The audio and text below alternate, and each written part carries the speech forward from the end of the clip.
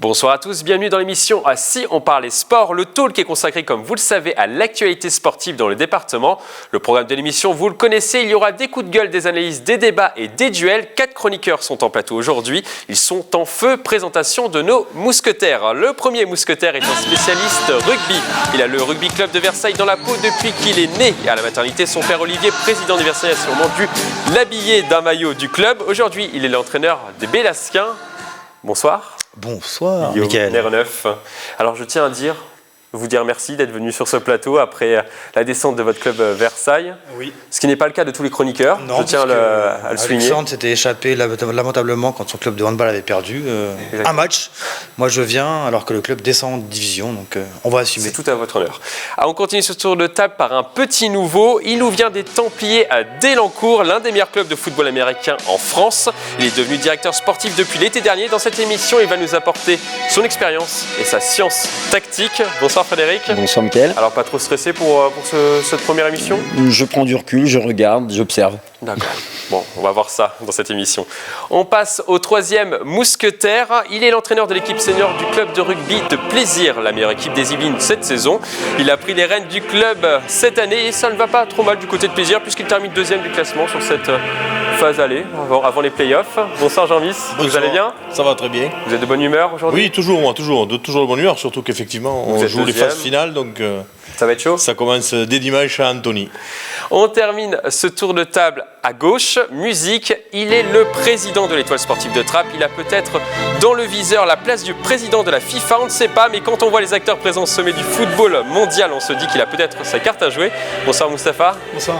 Alors, vous étiez en off ces derniers jours ?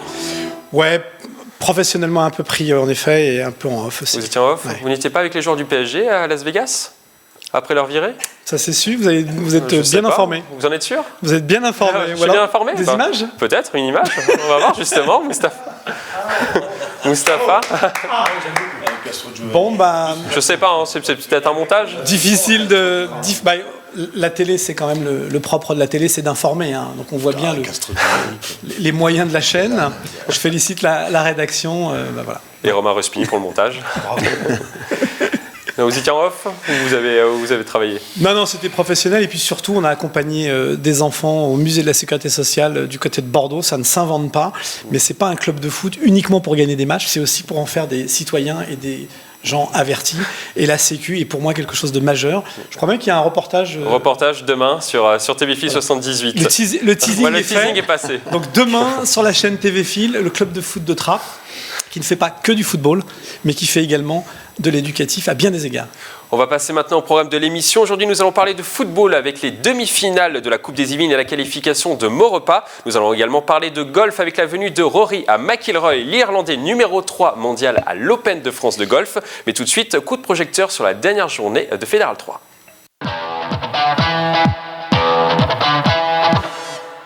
Très grosse désillusion pour les clubs yvelinois en Fédéral 3. Chevreuse et Versailles descendent en honneur. Les Chevrotins se sont inclinés contre Châteauroux sur le score de 20-13 à domicile. Et les Versailles ont perdu à l'extérieur sur le terrain d'Auxerre 46-22. Avant de parler de Versailles, nous allons écouter les réactions de Chevreuse. L'entraîneur et les joueurs ont réagi au micro de Camille Lambert. Je pense pas que c'était trop dur, je pense qu'on était au niveau, il nous a manqué peut-être un peu d'effectifs pour faire tourner les joueurs fatigués, etc. Et puis une gestion dans les fins de match, ça aurait pu être différent. Après, voilà, avec des si. Hein. Une saison difficile, on était en sous-effectif toute la saison, c'est très compliqué de réussir à se maintenir à ce niveau-là. Donc une grande déception sur la saison complète, et après ça, va falloir reconstruire quelque chose l'année prochaine. Chevreuse mérite de descendre en division honneur. Vous votez ? Oui, non ? Mérite. Vous êtes partagés. D'accord, un côté rouge, un côté vert. Mérite, c'est compliqué. Bon, on fait un petit duel entre vous, Moustapha et Guillaume. Allez. Guillaume, vous commencez ? Avant le duel, je tiens quand même à souligner qu'on a une personne qui est partie blessée. Et j'espère qu'il va bien. C'est important de faire attention aux joueurs. En tous les cas, tous les week-ends, on a des blessés sur les terrains à l'entraînement ou durant les matchs. C'est important aussi qu'on rende hommage à tous ces gens parce que c'est quand même du sport et de temps en temps, on a des béquilles, le match à peu près 45 minutes. On a vu des béquilles passer. Pour répondre à la question, le mérite, c'est pas le mot qui, entre guillemets, ils méritent pas de descendre comme si c'était une sanction qu'on leur infligeait. Simplement, un championnat, globalement, ça ne triche pas. On joue tout le monde. Et globalement, on a la place qu'on mérite. Entre guillemets, le championnat, c'est pas comme sur un match, une coupe. Après, il y a aussi des événements qui sont compliqués dans la vie d'un club. On a eu, nous, cette année, par exemple, un drame effroyable où 3 joueurs, dont un est décédé. Toute une équipe marquée par cet événement qui, entre guillemets, qui plie l'équipe. Donc, on ne mérite pas de descendre à cause d'un événement si tragique. Simplement, à un moment donné, il faut respecter la loi du sport. Il y a un championnat, tout le monde joue contre tout le monde, et il y a un classement. Bon, simplement, il mérite de travailler et de continuer et de se retrouver l'année prochaine. Ouais, Guillaume, à vous. Ouais, il y a eu pour Chevreuse, en tout cas, deux faits marquants dans la saison. Pas marquants au niveau humain, mais au niveau sportif, puisqu'ils ont eu ce fameux match à jouer les tours où ils pensent avoir gagné, alors que la feuille de match, il a marqué qu'ils avaient perdu, etc. Bon, c'était en février dernier. On ne connaît pas trop finalement l'issue. Enfin, l'issue, si, on sait que l'issue officielle, c'est qu'ils ont perdu. Eux disent qu'ils ont gagné. Bon, le règlement a dit qu'ils avaient. Enfin, la Fédé a dit qu'ils avaient perdu, donc ils ont passé pour la victoire. Ensuite, ils ont eu 2 points en moins pour des raisons d'arbitrage. Ils n'avaient pas assez d'arbitres. Donc ça, c'est pas sur le terrain qu'ils ont perdu leurs points. C'est à cause du club, l'administration du club qui n'a pas réussi à trouver des arbitres pour le club, parce que chaque club doit avoir au niveau fédéral, je crois, 3 arbitres en activité. Donc ils ont encore 2 points en moins. Donc il y a des petites choses qui ont fait qu'ils ont perdu des points. Et je pense que derrière, ils ont eu peut-être des défaites courtes sur des faits de match, etc., qui font qu'ils descendent. Mais je suis d'accord avec toi sur le fait que à la fin de la saison, si sportivement tu mets de descendre, tu descends. Maintenant, je vois, ils ont eu deux faits de saison qui ont fait que qui n'ont pas joué dans leur faveur, quoi. Donc peut-être que ça a joué un petit peu sur le résultat final. Voilà. Jean, qui gagne ce duel?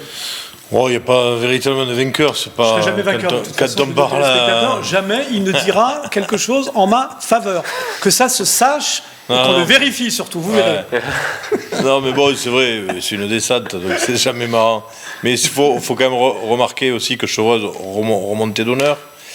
Donc c'est toujours compliqué. Voilà, ils étaient promus, donc c'est toujours compliqué de se maintenir la première saison quand on revient, même si c'est un club qui avait l'habitude du niveau Fédéral 3, ils sont même montés en Fédéral 2. Mais il y a aussi le changement de président qui s'est fait il y a 2-3 saisons.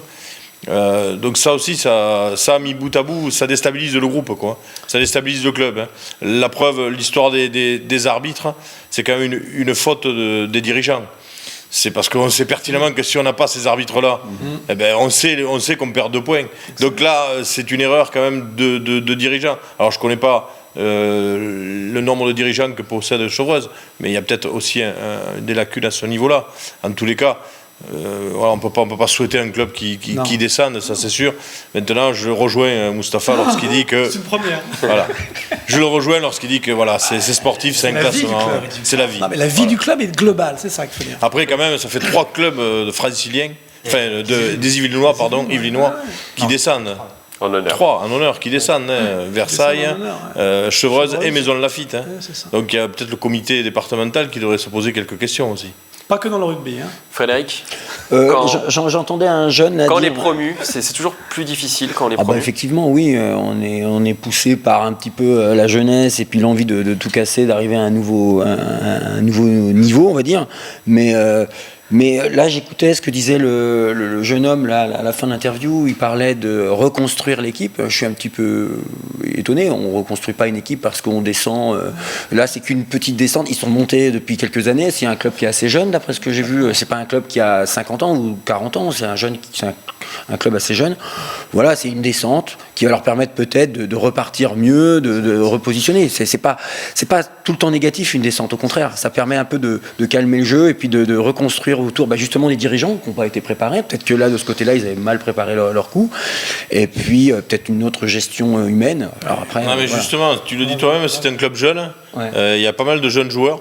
Et il faut savoir quand même que la mentalité des jeunes joueurs a changé énormément. Oui. Et on va moins trouver de joueurs qui vont dire effectivement, finalement, sportivement, on est descendu. On est quand même les principaux responsables de la descente du club. Donc on va rester pour faire remonter le club et puis dire on est encore là, on n'est pas mort. Seulement, malheureusement, il y en a de moins en moins comme ça. Il y en a beaucoup qui vont te dire, et Guillaume ne va pas me contredire, parce qu'il vit la même chose avec Versailles. On va partir ailleurs. On va partir parce que nous, il est hors de question que je joue en régional, quoi. Et ça, voilà, il y a beaucoup plus de ce genre de comportement que le contraire. Il faut recruter les vieux briscards, du coup, Jean-Miss ? Recruter les vieux briscards. Les vieux briscards, c'est toujours les jeunes du club. Hein. Et aller recruter des anciens, ou des vieux briscards, aller recruter des anciens, c'est pas l'avenir du club, quoi. Hein. Je pense qu'au contraire, c'est faire un groupe qui soit uni et qui a envie d'avoir un projet ensemble. Je pense que c'est plutôt ça. Tout à fait. C'est vraiment avoir une envie de construire quelque chose ensemble. Donc peut-être que là, alors je sais pas du tout où on est Chevreuse, hein, mais dans tous les sports, dès qu'on a un groupe qui est vraiment uni, il est capable d'aller très loin pendant des années, malgré les descentes. Je sais, parce que étant du milieu quand même, je sais quand même que ça part un petit peu en sucette, quoi. Ouais. Il y a quelques joueurs qui commencent à dire et qui s'en vont, comme d'ailleurs Versailles. Hein. Et ça, c'est le propre d'un club qui descend surtout de national à régional. D'accord. Voilà. Le coach également qui pourrait partir apparemment. Oui. Il y a des rumeurs déjà. Ouais. Et Michael, allez-y, c'est pour ça que je disais que le mot qu'on a prononcé, méritait, personne ne le mérite, à un moment donné, c'est juste, il y a une logique. Et ce que j'aime bien dans ce qui est dit autour de la table, c'est que voilà, un club, ça doit s'inscrire dans la durée. Monter, descendre, ça fait partie de la vie d'un club. Parfois, il vaut mieux faire un pas en arrière pour en faire 3 en avant. Voilà, c'est la vie d'un club. Et puis, encore une fois, c'est pas que les matchs. Ça se passe également parfois à l'extérieur du match. Le coaching vient d'en haut, toujours pareil. Et puis après, ça doit suivre. Mais mériter, c'est pas le mot. En tous les cas, c'est la résultante. Ça, c'est clair. Guillaume, vous pensez que Chevreuse peut remonter l'année prochaine ? Ou il faut tout reconstruire, repartir sur une nouvelle base ? Je sais pas. Je sais pas. Franchement, je pense que non, mais il y a 5 clubs d'Île-de-France, dont 3 des Yvelines qui descendent dans la division régionale. Ce qui veut dire que l'année prochaine, le championnat Île-de-France honneur va être assez relevé quand même. Déjà cette année. Déjà cette saison, le championnat d'honneur était constitué quand même pour les 2 principales poules d'équipes qui étaient en Fédéral 3 il y a quelques saisons. Donc déjà le championnat d'honneur est très très relevé. Donc là, le fait de dire on descend, ça ne veut pas dire on va jouer les premiers lots de tableau la saison prochaine. Ça, c'est sûr que non. Donc après, l'avantage qu'a Chevreuse sur Versailles, c'est qu'ils connaissent ce niveau-là, parce qu'ils ont joué pendant 2 ans avant. Du coup, ils connaissent ce niveau-là, alors que nous, Versailles, ça fait 7 ans qu'on n'avait pas connu ce niveau-là. Justement, on va passer à Versailles. Guillaume Nereneuve, super transition. Versailles, donc, descend en honneur. Une première depuis 2009, si je ne me trompe pas. Oui, c'est ça. 2008, non 2008, je crois, ouais. 6-7 ans. 2009. Est-ce que c'était mérité sur cette saison, Guillaume Nereneuve ? C'est pas le mot. Alors, il y a aussi une histoire avec un match, bon, peu importe, mais pour moi, c'est mérité sur le terrain, puisque on n'a pas réussi à battre nos concurrents directs pour le maintien, que ce soit chez eux ou parfois chez nous. On a réussi à faire des gros matchs contre les grosses équipes, notamment accrocher un point de bonus défensif contre Antony, que pas grand monde n'a pris dans la saison. Donc voilà, après c'est la propre de Versailles, c'est de savoir sortir des gros matchs contre les grosses équipes, et puis contre les équipes de notre niveau, de pas mettre ce qu'il faut dans l'intensité pour gagner ces matchs-là. Donc moi je pense que sportivement, oui, si on est là, c'est qu'on mérite d'y être. Et puis voilà, comme disait Moustapha tout à l'heure, une descente, c'est pas forcément, comme vous disiez, c'est pas forcément une tare en soi. Ça permet parfois d'assainir un peu tout ça et de repartir sur des bases nouvelles, avec un projet nouveau, sachant que nous à Versailles, le projet est bâti vraiment, quasiment exclusivement sur les jeunes, et que on a des U14 qui sont très forts, puisqu'ils qui sont qualifiés là, ils partent ce week-end à Béziers pour faire le Super Challenge de France. Ils peuvent se qualifier pour la finale à Orthez, donc c'est le championnat de France U14 en fait. Ils peuvent se qualifier pour la finale. Ils ont battu des clubs comme Bourgoin, ils ont battu des clubs des gros clubs quoi. Les U16 qui sont premiers de leur poule, qui sont qualifiés au championnat de France, les juniors qui ont fini deuxième de leur poule là, donc bon, et ce Paul Belasquin qui découvre un peu cette compétition, qui est une compétition de haut niveau, jeune en tout cas, parce que c'est la plus haute compétition qui existe au niveau jeune à ce niveau-là. Donc voilà, il faut que ce travail qu'on fait en dessous, il faut qu'il arrive à maturité en senior, et donc ça va prendre un peu de temps. Maintenant, les joueurs qui sont aujourd'hui au club, il y a tout, comme disait Jean-Michel, certains ont dit, moi je reste à Versailles parce que j'ai fait descendre le club, donc je veux absolument me battre pour le faire remonter. Et d'autres qui disent, moi l'honneur c'est pas mon niveau, donc j'irai ailleurs. De son côté, le président du club, Olivier Nereneuve, votre père, Guillaume, veut comprendre les raisons de cet échec pour opérer des modifications dans l'effectif ou le staff. On l'écoute. Nous sommes en phase d'introspection. déjà commencé, donc l'analyse de la saison est déjà en cours. Mais il est un fait que c'est un moment crucial du club parce qu'il faut prendre des décisions, et prendre des décisions, ça peut éventuellement entraîner des changements. Et à ce moment-là, il y a des gens qui sont liés à certaines personnes. Donc on sait très bien qu'une descente avec des groupes qui constituent même une équipe première, ça peut entraîner des départs. Donc il y a vraiment une mayonnaise à construire. Moustapha, il faut chambouler l'équipe, on en parlait tout à l'heure. Est-ce qu'il faut chambouler une équipe après une descente ? À chambouler, probablement, s'il faut. À un moment donné, il y a des électrochocs à faire dans une équipe, comme on peut avoir des électrochocs à faire entre guillemets, dans un club, au niveau du staff. Mais ce que je voudrais surtout relever de la part du président, c'est que ici, autour de la table, à partir du moment où on parle d'un match, d'une descente, on fait une focale et on fait un zoom sur l'événement, une descente, une montée. Simplement, quand on prend un peu de recul, et c'est ce que fait le président, on a la vie d'un club dans la gestion qu'il peut avoir. Et encore une fois, c'est il faut analyser important, les raisons. Mais voilà, mais il y a une variable importante dans un club, c'est quand même la notion de temps. Et quand on s'inscrit dans le temps, comme le fait le président de Versailles, on a tout un travail en amont sur les jeunes essentiellement. Et puis, voilà. Après, on ne va pas se raconter d'histoire. Quand on arrive sur la une, il y a d'autres notions qui rentrent en jeu. Et la une, souvent, c'est soit le résultat d'un travail, soit également la révélation de pratiques qui sont plus liées à l'argent qu'à l'éducatif. En clair, ils sont dans le club, ça peut monter, puis d'un seul coup, on les perd parce que le budget n'est pas là et que finalement, ceux qui sont en la une revendiquent l'idée d'aller travailler leur sport, voire d'en vivre. Donc, l'histoire d'un club et d'un président en particulier, c'est de veiller à avoir ce travail en amont, très très en amont avec les jeunes, et puis ensuite au niveau de la une, voir de quelle manière on peut être suivi, soit par des sponsors, soit par des subventions. Donc c'est pas aussi simple que ça. C'était juste pour éviter la focale sur le fait que ça descende. Point. C'est pas le club la descente. Rapidement, Jean-Michel. Très rapidement. Et une des raisons pour moi, la descente de Versailles, et je l'avais déjà dit sur le plateau ici, c'est que les 4-5 dernières saisons, je crois qu'ils ont dû faire 4 entraîneurs. Voilà, bon. 4. Et là, je crois qu'il faudra que déjà le club travaille sur ça, qu'ils prennent quelqu'un de valable. Je ne dis pas que les autres n'étaient pas valables. Je me reprends. Mais quelqu'un de stable et qui s'inscrit dans un projet de club dans la durée pour permettre à ce club qui n'a rien à faire pour moi en honneur de reprendre ses couleurs. Guillaume, on arrête vos souffrances. On va maintenant passer au football. Zoom sur la Coupe des Yvelines.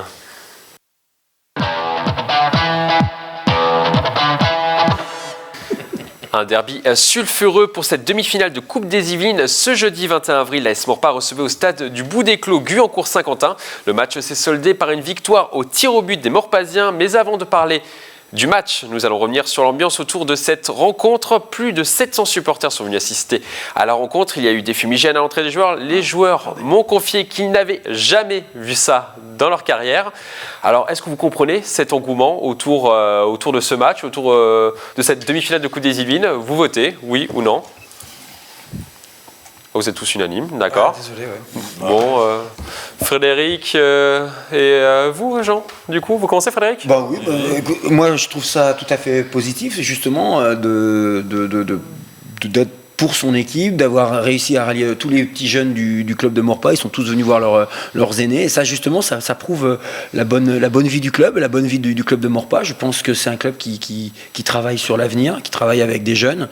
Donc, si justement les petites catégories viennent voir les seniors, ça prouve que c'est un club sain. Donc, quelque part, c'est assez positif pour moi. Mais il n'y a pas grand-chose à rajouter, franchement. Fred, j'ai pas grand-chose à rajouter sur ce qu'il vient de dire. Il est parfait sur cette première. Mais c'est vrai, non mais c'est tellement vrai ce qu'il vient de dire. On est tous contents quand il y a du monde autour des stades, autour des terrains, pardon, dans les stades, autour des terrains, on est tous contents.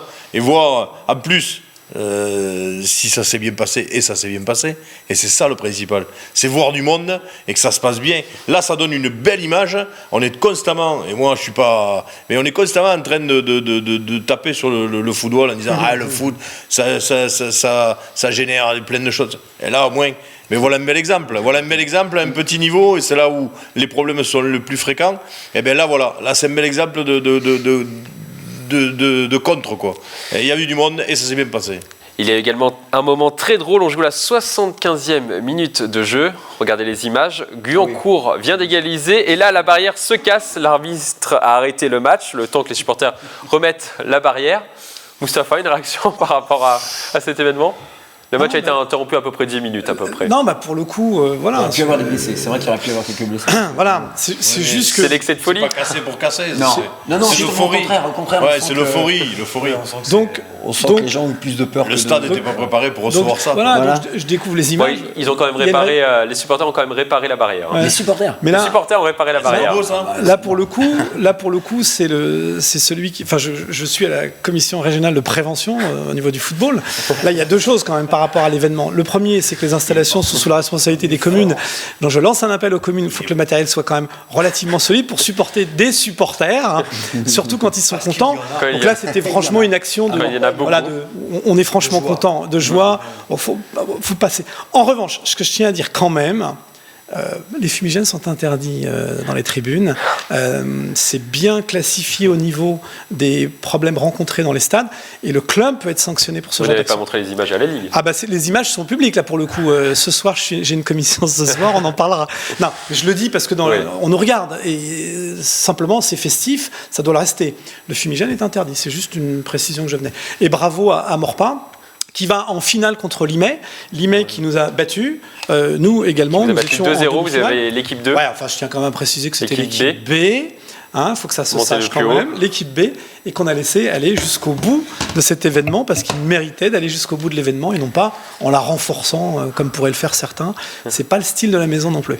Donc, on rappelle le score de Maurepas contre Guyancourt. 1-1. Tir au but, pas de prolongation. Et Maurepas s'impose 4 tirs au but à 1. On va écouter les réactions du capitaine qui, justement, congratule le gardien. On a eu un grand gardien ce soir aussi, je tiens à le féliciter, Antoine, qui nous a quand même fait gagner le match sur la fin. De l'autre côté, Guyancourt a eu un peu plus de mal dans cette séance de tir au but, notamment avec un seul tir au but marqué. On écoute la réaction des Guyancourtois. On les a très mal tirés, très mal tirés. Stress, l'envie de gagner, l'envie de bien faire.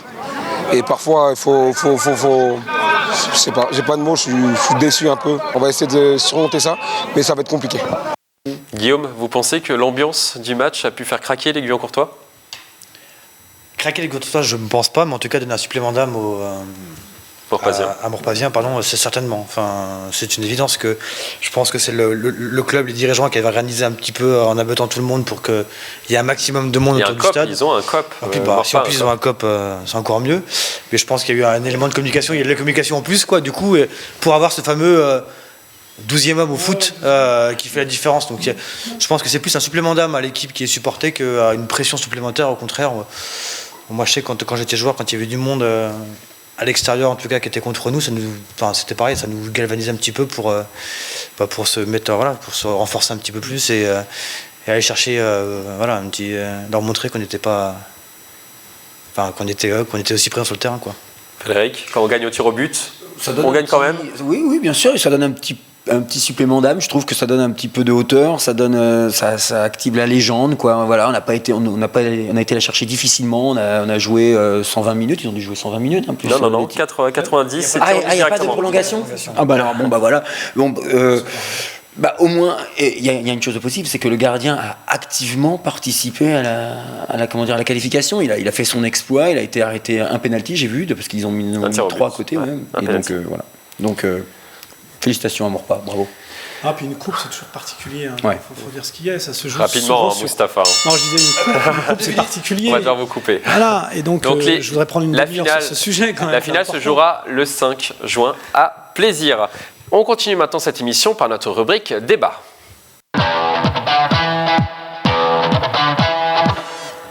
L'Open de France qui fête cette année sa 100e édition va accueillir une star sur les greens de Saint-Quentin-en-Yvelines, l'Irlandais Rory McIlroy. Le golfeur est actuellement à la 3e place du classement mondial. À 26 ans, il compte 19 victoires professionnelles dans le monde. Le Britannique participera à son 2e Open de France. En 2010, le sportif avait failli remporter la mise, mais c'est finalement Miguel Andrés Jiménez qui avait raflé la mise. L'Open de France sera organisé du 30 juin au 3 juillet. Rory McIlroy est-il une bonne pub pour l'Open de France? On écoute la réaction des Yvelinois. C'est sûr que ça peut dynamiser la ville, etc. Ça peut amener du monde. Le 3e mondial, qui le connaît pas? Enfin, c'est vraiment... Je voudrais le voir, mais j'ai des partiels, donc je vais pas pouvoir y aller, mais sinon j'aurais pas manqué ça. Je pense que les gens qui suivent le golf, oui, ils seront intéressés pour aller le voir. Ça peut être une occasion pour faire connaître le golf français, enfin, l'activité du golf en région parisienne. Okay. Donc c'est un plus pour la France, voilà. De toute façon, si ça peut apporter un peu de lumière sur la ville, pourquoi pas? Je pense que oui, surtout pour Saint-Quentin, qui est pas très connu. En général, il faut se déplacer pour voir des grands trucs de golf. Donc ouais, je pense que ça peut être pas mal. Rory McIlroy est-il une bonne pub pour l'Open de France? Vous votez, oui ou non? Comme je veux faire le débat, moi je vais... Petit débat. Vous êtes partagé, Frédéric? Ouais, Bon, on fait un petit débat avec Guillaume. Allez, vous commencez. Alors déjà, il faut déjà être un golfeur émérite pour connaître Rory McIlroy, à mon avis, parce que moi, personnellement, je m'intéresse un petit peu au golf, mais je ne savais pas qu'il était 3e mondial.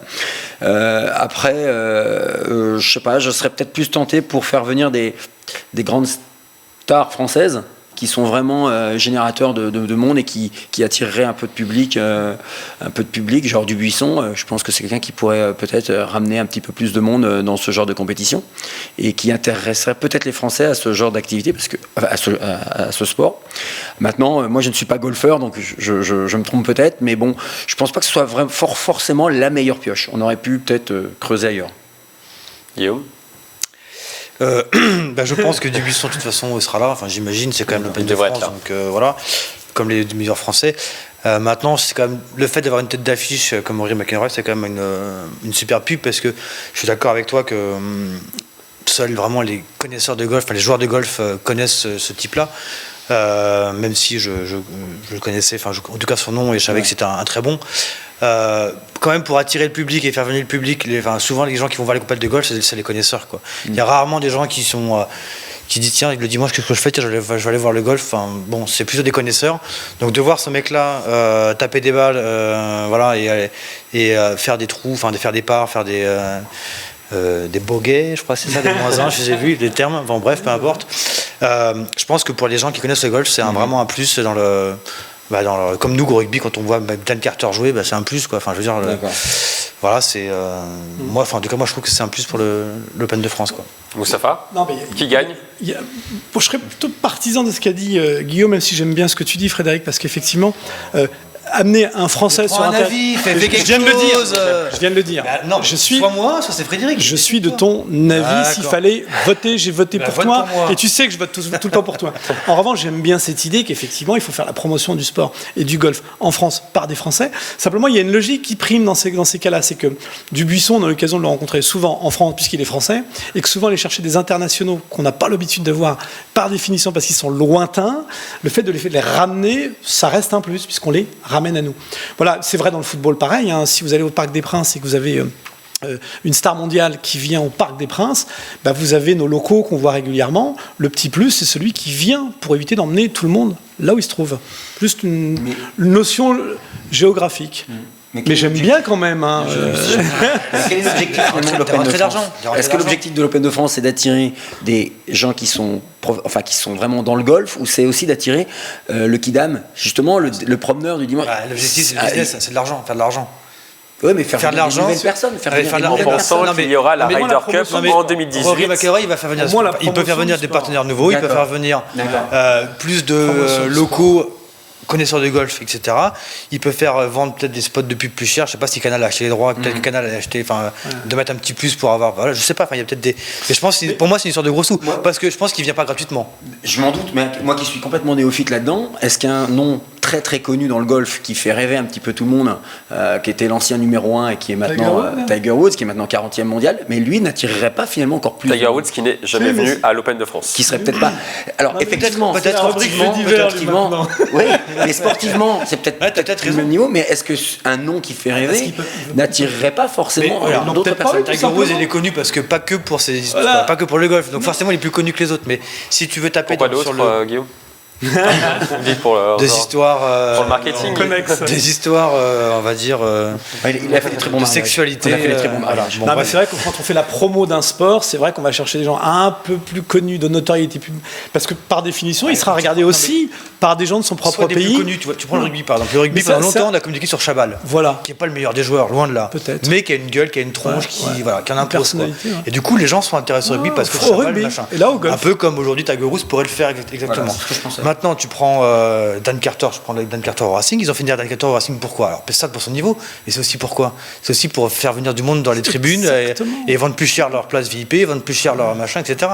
Vendre du maillot, etc. Donc c'est aussi du business, quoi. Donc vous êtes prêt à sacrifier le côté sportif pour le marketing, Guillaume?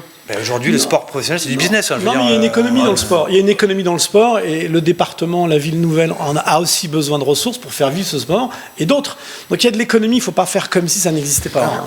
Et puis c'est quand même le numéro 3 mondial, c'est pas n'importe qui. Enfin, voilà, Et puis c'est fermé quand même le golf. C'est fermé, ça s'adresse quand même qu'à des gens qui s'y connaissent. Hein.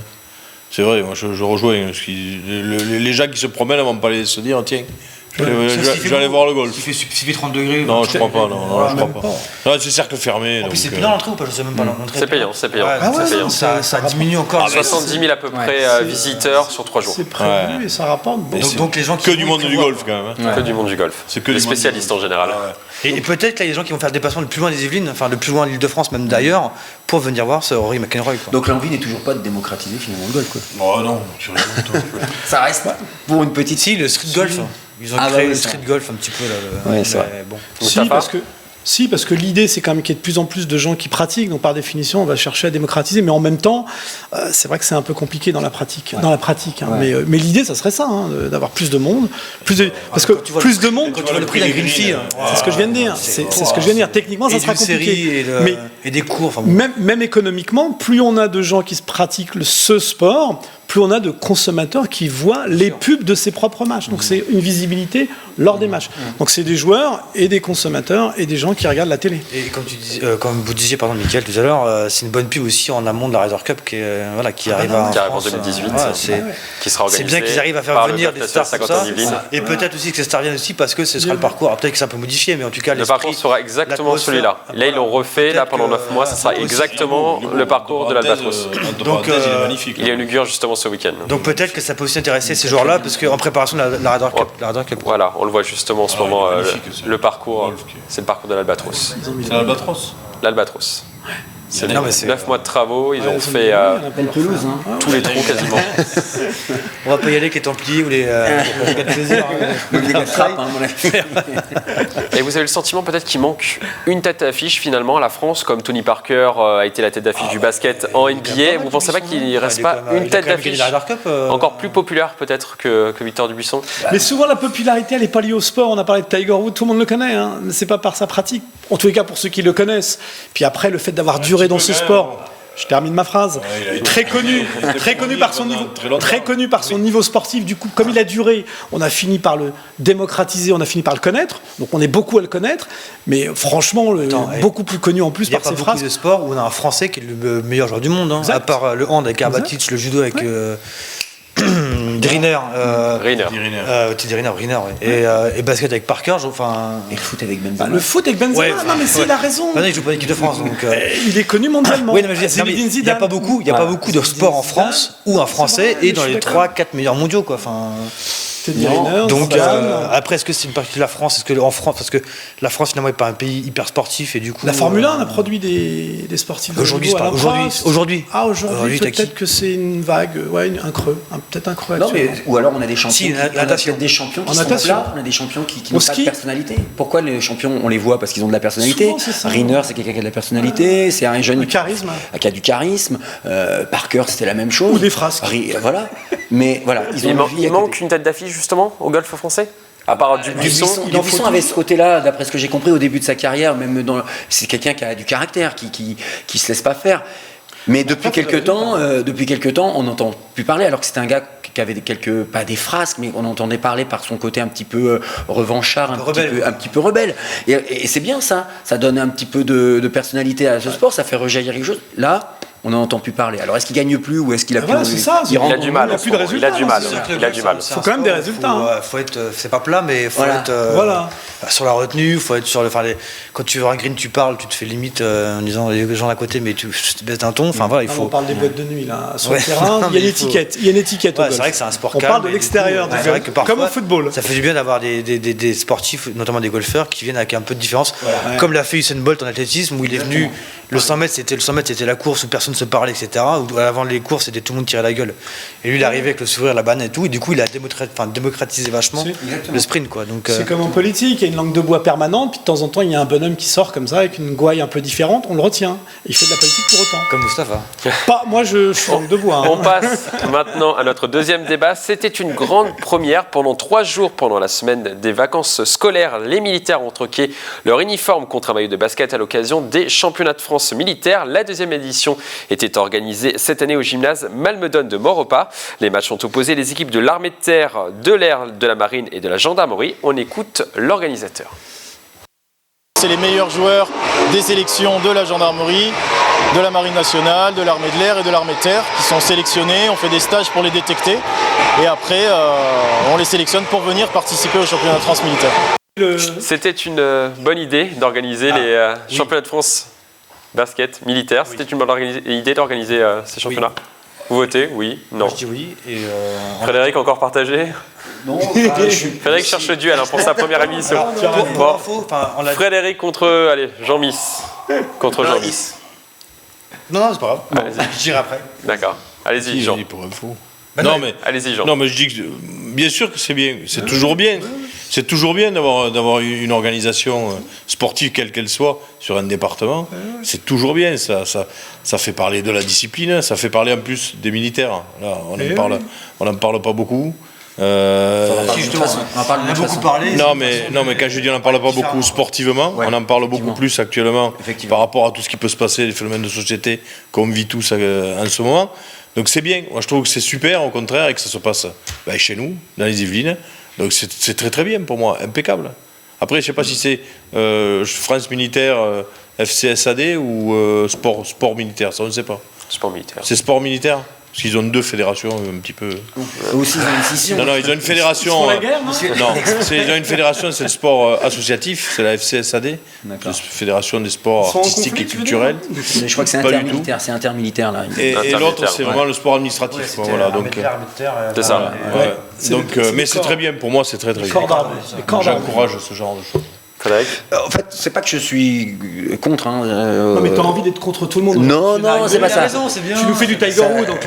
Ouais, non, mais je suis partagé. Enfin, je suis pas partagé. Je trouve que c'est un championnat de France, c'est très bien, c'est du haut niveau de l'armée. Quel public ça va attirer? Je me pose la question. Alors, est-ce qu'ils ont fait de la publicité? Est-ce qu'ils ont fait... Parce que c'est un championnat de France. L'idée, c'est d'amener du monde un petit peu. Il y a eu de la publicité. Il n'y a pas eu énormément de monde dans les tribunes. Voilà. C'est les vacances. Donc, c'est pas la meilleure période pour l'organiser. Alors après, il y a autre chose aussi. Est-ce qu'ils n'ont pas limité la publicité parce que ce sont des militaires? Et dans les temps qu'on vit actuellement, est-ce que il peut y avoir des problèmes liés à des gens qui feraient des choses qui n'aiment pas forcément les militaires et qui feraient des choses? Alors donc c'est peut-être lié à ça. Donc c'est un peu dommage que ce soit un peu passé inaperçu parce que moi j'ai eu la chance de le voir un petit peu parce que mon petit garçon fait du basket à Maurepas, donc on a eu de la publicité, mais voilà quoi. Fallait vraiment être dans le truc pour voilà. Donc je suis super content. C'est super qu'ils fassent un championnat de France. En plus c'est pour préparer les championnats du monde de San Diego. C'est ça. J'ai compris. San Diego. C'est très bien, c'est la meilleure façon de faire une sélection, c'est de réunir les meilleures équipes, les meilleurs joueurs et puis jouer. Donc il y avait un DTN qui supervisait tous les joueurs. Après, bon, voilà, quoi, c'est la période et puis la façon dont ça s'est fait, c'est un peu sous le manteau. Mais donc c'est pas le principe, on est tous d'accord. Donc. Ah oui, c'est juste que ça a été pas au bon moment. On a eu à Versailles il y a quelques années, je sais pas, de France militaire rugby à Montberon. Donc à Montberon, pas donc, au grand stade de Versailles, là où joue le foot, là, l'équipe première du foot. Et ça avait été, enfin il y avait du monde, quoi. Et c'était un bon niveau de jeu, hein, franchement. La marine souvent a des contrats pas pro mais quasiment espoir avec Toulon, etc. Du coup il y un bon niveau et un niveau d'engagement aussi assez élevé parce que du coup entre la marine, l'armée de terre et l'armée de l'air, ça se frite. Ça se frite pas, mais voilà. Faut montrer qu'il est le patron, quoi, qu'il est le plus fort, quoi, tu vois. Et nous, on avait des joueurs du club qui jouaient en plus, qu'on avait quelques militaires à l'époque. Et du coup, c'est vrai que ça met un petit plus dans le panier, quoi. Mais il y avait beaucoup de joueurs du coup aussi de clubs alentours qui étaient venus un peu pour aussi regarder un petit peu, tiens, lui pas mal. Enfin, c'est une sorte aussi pour nous les clubs régionaux de montrer, de voir un petit peu qui y a et où est-ce qu'ils sont sur Paris ou pas, est-ce que c'est les bons joueurs pour les ramener chez nous, quoi. Jean, vous avez organisé des compétitions pour les gendarmes, je crois. Non, pour la police. Pour la police. C'est pour ça que je connais bien le milieu, puisque j'ai été pendant de nombreuses années le responsable de l'équipe de France de rugby de la police. Donc je connais très très bien. On a l'équivalent, nous, au niveau de la fédération sportive de la police. Et donc chaque discipline des sports courants, on va dire, ont un championnat national, un championnat de France. Et c'est pour ça que je voulais juste dire au niveau de la date. La date est peut-être pas, on va dire, opportune. Mais malheureusement, je pense que c'est dû parce que c'était les vacances scolaires. Et que pour avoir des gymnases, des installations sportives, en l'occurrence là un gymnase, pour avoir des installations sportives sur plusieurs jours pour faire une compétition, et là je sais de quoi je parle puisqu'on y est confronté nous aussi, mais si on ne le fait pas pendant les vacances scolaires, c'est très difficile avec les municipalités parce qu'ils rentrent en conflit avec les écoles. Donc la date, à mon avis, vient de ça. Il n'y avait peut-être pas beaucoup de monde dans les tribunes, mais l'événement a attiré une centaine de joueurs. Ils n'ont pas hésité à participer à ce tournoi. On les écoute. Tout à fait. C'est un tournoi qui me tient beaucoup à cœur parce que ça me permet non seulement de profiter de jouer au basket dans le cadre du travail, c'est génial, et ensuite, en plus de pouvoir échanger avec toutes les autres équipes où je connais évidemment la plupart des basketteurs, et à chaque fois c'est un vrai plaisir de retrouver tous mes camarades. On m'a contacté et j'ai saisi l'occasion. Je pense que j'en aurais pas 50 occasions comme ça de partager ces moments. L'année dernière, moi j'y étais pas, je suis nouvelle cette année, et oui, c'est très très sympa, l'ambiance est vraiment sympa et la mentalité très sympa aussi. Moustapha, ils sont heureux de participer à cet événement? Eh ben, le maître mot, c'est sympa quand même, on l'a entendu 3 fois. Oui, non, c'est sympa. Je sais pas qu'ils étaient mix comme dans les corps d'armée. Non, mais c'est la question que je pose. Je savais pas qu'ils étaient mixés comme dans les corps d'armée. L'équipe masculine d'un côté, et peut-être que le soir ils se voyaient éventuellement, mais j'aurais aimé justement. Là, je suis un peu déçu. Bon, voilà, je suis encore un peu déçu. C'est que. Ouais, non, mais là, franchement. Non, mais on prépare un championnat du monde et on parle de. C'était sympa. J'aurais aimé qu'il nous parle du niveau, quoi. Et c'était un bon niveau. Il va faire le buzz pour revenir, je te le dis. Ouais, mais c'est un stratège, le monsieur. Il fait du football américain. Il n'y a que de la stratégie. On va passer maintenant à notre rubrique découverte.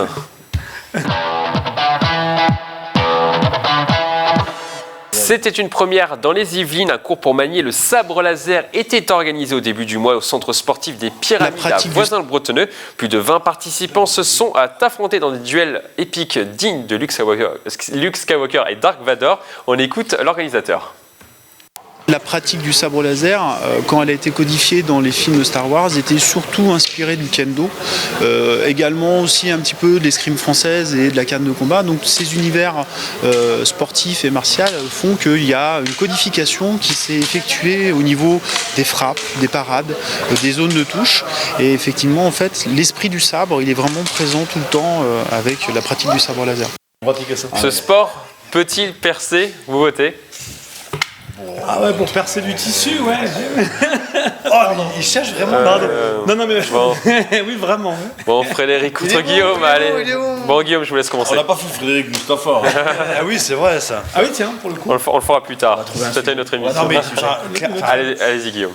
On va pas le garder. Non, mais clairement, moi, j'ai un ami qui est 7e date de kendo et je connais très bien Guyard qui est escrimeuse. Enfin, on peut pas comparer le kendo, l'escrime avec du sabre laser version Guerre des Étoiles, quoi. Enfin, c'est un amusement, d'accord, ok, on va s'amuser entre potes, entre fans de la Guerre des Étoiles pour faire un combat de sabre laser. De là en faire une fédération, une compétition, un championnat de France, un championnat d'Europe, un championnat du monde. Bon, les Américains le font très bien, ils ont raison, les Américains font plein de choses, et il n'y a pas que des bonnes idées. Voilà. Donc voilà, non. L'avantage, tu peux jouer la nuit. Tu sais qu'il y a la lumière en même temps. Hein. Frédéric. Alors, je vais vous étonner, mais je suis complètement d'accord avec lui. Mais je vais reprendre ma casquette, non pas de directeur sportif, mais surtout de professeur de PS. Et moi, en tant que professeur de PS qui suis là pour initier ou aider les jeunes à découvrir des nouvelles disciplines, on a un gros souci, par exemple, avec l'escrime. C'est que l'escrime n'est pas du tout populaire et démocratisé chez les jeunes. Pourquoi ? Parce que c'est cher et parce que c'est compliqué avec tout le matériel. Moi, je vois par le côté de ce sabre laser, outre le fait qu'il y a des noms un petit peu... bon, voilà, les padawans, d'après ce que j'ai compris, ils appellent les jeunes des padawans et tout. Bon, ça, c'est un petit côté un petit peu sympa, mais spectacle, on va dire. Mais le côté qui peut être intéressant par rapport à l'escrime, c'est justement d'essayer de démocratiser tout ce qui est sport de canne, sport d'escrime, avec des jeunes qui n'ont pas les moyens d'aller dans un club parce que, effectivement, c'est compliqué d'aller dans un club d'escrime. Ouais, alors juste quand on regarde les images des combats, c'est plus accès kendo qu'escrime quand même. Effectivement. Mais par contre, le prof est un prof qui réalise vraiment des arts martiaux. Qui est prof d'arts martiaux. C'est pour ça que je dis que voilà. c'est plus typé. Alors est-ce que ça va pas démocratiser justement plus le kendo que l'escrime ou l'escrime c'est quand même plus des armes où on va c'est une façon de toucher. On est d'accord. On est d'accord. Donc le kendo, on est vraiment sur l'idée d'aller chercher la. En fait, ça va être plus, moi, en tant que prof de PS, j'utiliserai plus cet outil, on va dire, pour les initier à un art martial qu'est le kendo. Et là, et c'est là que je rejoins le côté. Voilà. Alors l'escrime, effectivement, c'est peut-être un petit peu. C'est pas du tout la même objectif. Si l'escrime, c'est de marquer des points en touchant l'adversaire. Est-ce que là, on va pas essayer de populariser mais effectivement, en tant que fédération, j'ai peur que bon. Tu parles de matériel, mais ils ont quand même des épaulières, ils ont quand même des gants, ils ont quand même un masque. Ouais. Ce que j'arrive pas à comprendre, parce qu'avec le sabre laser de mon fils, ça fait un petit bruit à chaque fois qu'il me touche. Écoutez, justement, le sabre laser n'est pas un jouet. Présentation de cette arme par le professeur. C'est pas un jouet, c'est une vraie arme entre guillemets, c'est-à-dire que c'est quelque chose d'assez dur qui peut s'entrechoquer, donc c'est pour ça qu'on peut faire de la compétition et des duels. Donc ce n'est pas un jouet, Frédéric Pinchot. Oui, qui peut s'entrechoquer, Il fait du bruit, par contre. Ouais, le sabre laser de mon fils fait aussi du bruit, je veux dire. Mais bon, je prends tout à fait ce monsieur au sérieux. Il a fait quelque chose de. Voilà, il y a 100 000 il faut le prendre au sérieux, je suis d'accord avec toi. Il y a 100 000 voilà. Non, mais pas. Non, mais 100 000 aux États-Unis. Oui, aux États-Unis. 350 pratiquants en France. Voilà, mais c'est environ. Le monde. Je pense que c'est le phénomène de en France, pas mort pas. Si ça ressemble au kendo, qui reste au kendo. Moustapha vous a pas entendu sur la question. Non, mais moi, tout ce qui peut participer à faire un peu de loisirs par-ci, un peu de sport par-là, d'activité, ça me va bien. La question était de savoir si ça allait percer. Bon, on peut percer un peu de tissu des fois ou percer éventuellement de la lumière. Mais globalement, pour faire le tour de l'émission, il y a des hauts sportifs qui veulent mettre la lumière sur eux. Bon, ils ont trouvé la possibilité de mettre la lumière directement dans l'instrument. Voilà, c'est une manière d'attirer également... la lumière sur soi. Avec toi, c'est pas avoir un rôle, par exemple, sur les jeunes d'aller chercher un truc ludique sympa où on bouge quoi. Donc on fait autre chose que traîner dans la rue ou Moustapha. Ouais, parce que je voudrais pas leur faire offense. Il y aura d'autres cours, sûrement, un voisin bretonnais. Après les combats, Jean-Miss peut-être. Après les combats au sabre laser, on passe au traditionnel défi du jour.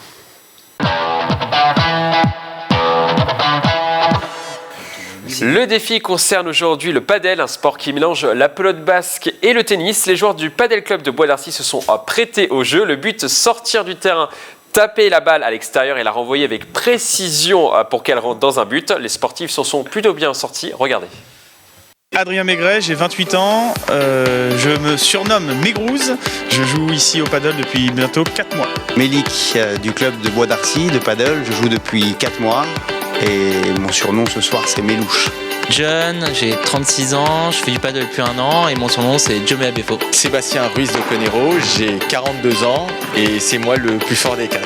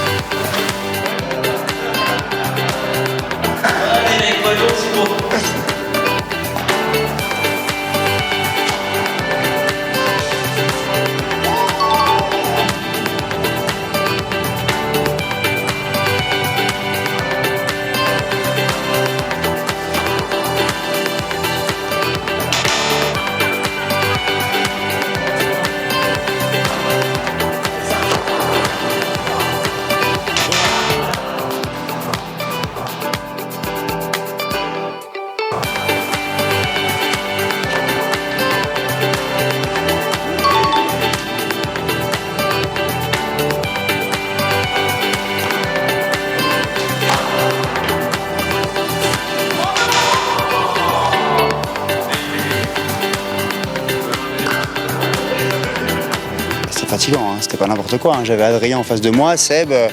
Non, c'est pas n'importe quelle victoire là qui vient de. C'est bien. On a dit qu'on allait le refaire justement lors d'exhibitions, de tournois, de choses comme ça. Parce que c'est des coups en fait assez spectaculaires que l'on voit dans les grands matchs de padel. Mais là, on s'entraîne à les faire et la preuve, on y arrive. Jean, une réaction par rapport à ce jeu? Ah ouais. C'est ça. Non mais. Pourtant, je suis pour les sports, hein, on parlait tout à l'heure. Moustapha disait tant que c'est pour faire du loisir, du sport, tout ça. Ça sert à quoi ça? J'ai rien compris là par contre. C'est un jeu, c'est technique. Non mais c'est technique. Là, bon, il y en a un, celui qui a parlé à la fin, il est bon, c'est son sport, c'est normal, hein, il est content. Mais bon, c'est physique, il a dit. C'est physique, ou alors on n'a pas vu tout le match. Mais... Je vous invite à tester le padel, Jean, on ira tester le padel. Peut-être que Mélik, le gagnant, nous invitera. Ah ouais, je veux bien aller voir un peu ce que c'est, parce que j'ai pas compris là. On passe à présent au coup de gueule d'Arnaud Le Gouic.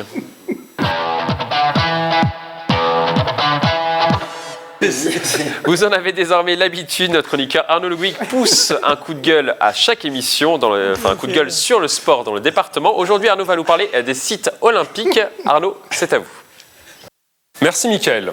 Mon coup de gueule du jour concerne Paris 2024, que j'ai soutenu, que je soutiens d'ailleurs toujours, il n'y a pas de raison, mais qui m'a un peu déçu. Déçu pourquoi? Parce qu'au moment de la présentation du projet et des sites retenus pour la candidature, j'ai été très satisfait des sites yvelinois. Le château de Versailles, qui aura l'équitation dans la perspective, ça va être magnifique. Saint-Quentin qui est plutôt bien servi, avec toutes les épreuves cyclistes notamment. Mais j'ai un peu déchanté quand j'ai vu des images de mer, de soleil, puisque la voile se déroulera à Marseille, à l'autre bout de la France, dans une ville qui ne porte pas Paris dans son cœur, c'est le moins qu'on puisse dire. Je trouve ça dommage de gâcher ça, alors que à Saint-Quentin on a un beau plan d'eau mais qui sera peut-être un peu petit et des conditions sont pas forcément favorables, notamment en termes de vent pour organiser une compétition olympique, mais on a le Havre qui ferait très bien l'affaire. Pour le jeu de mots, on pourrait même le faire au Touquet, le Touquet Paris-Plage, pourquoi pas, c'est pour le fun, on pourrait faire ça. Je tenais à dire que c'est dommage d'aller à l'autre bout de la France pour organiser les JO de Paris 2024.